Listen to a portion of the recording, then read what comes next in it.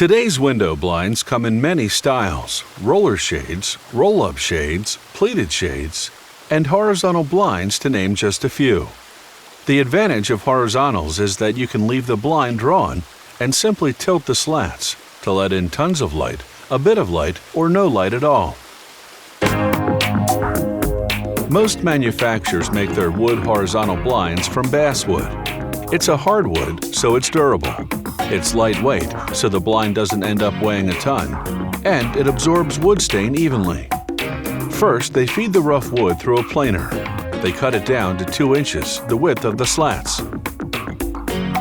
Then, following a laser guideline, they trim off any excess and square the piece using a straight line ripsaw. Now, the piece goes through a machine that's specifically designed to cut thin slats of wood.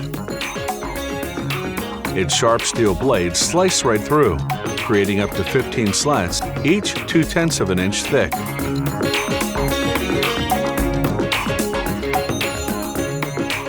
Here's the piece of basswood before slicing and after. The slats now pass under an oscillating sander to prep them for staining. After cutting them to the width of the window, workers spray wood stain on both sides of each slat, then a coat of sealer to lock in the color. Once the sealer dries, they sand the slats manually to prepare them for a final protective coat of lacquer.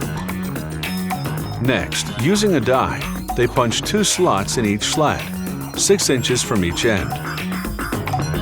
These are for the color-coordinated cords that'll operate the blind. Now for the assembly. They hang ladder-shaped cords called ladder tapes from the blind's head rail, then slide 1 slat onto each rung.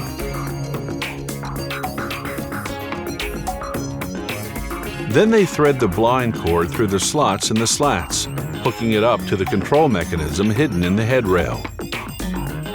A cord dangles down the front for raising and lowering the blind. They also mount a wand or cord for tilting the slats. The excess ladder tape is tucked into a bottom rail. To make aluminum blinds, they start with long strips of preformed steel. These will be the blind's head rail and bottom rail. Workers cut them to the required length, which is the width of the window.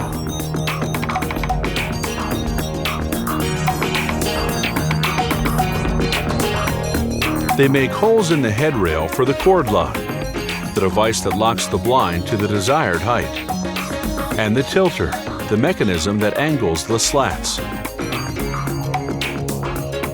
Now they install those components. The cord lock snaps right into the hole, no hardware required. That's known as a pressure fit. They pressure fit the tilter as well. Next come the tape rolls, through which they run the ladder tapes.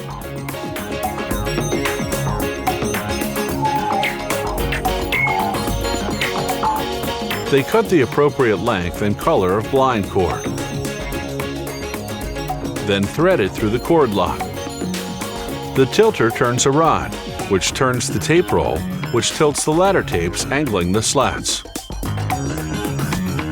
And speaking of slats, they're cut from rolls of 1-inch wide aluminum. Workers simply feed a roll into the forming machine. Then the rest of the process is automated. First, the machine gives the flat metal a semicircular curve.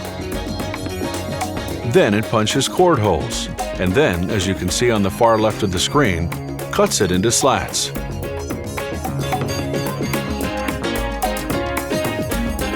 But that's not all.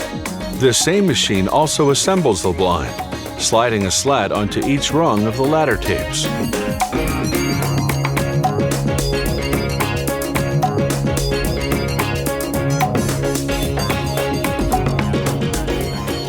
All that's left to do by hand is thread the blind cord and install the bottom rail. From this point on, it's just window dressing.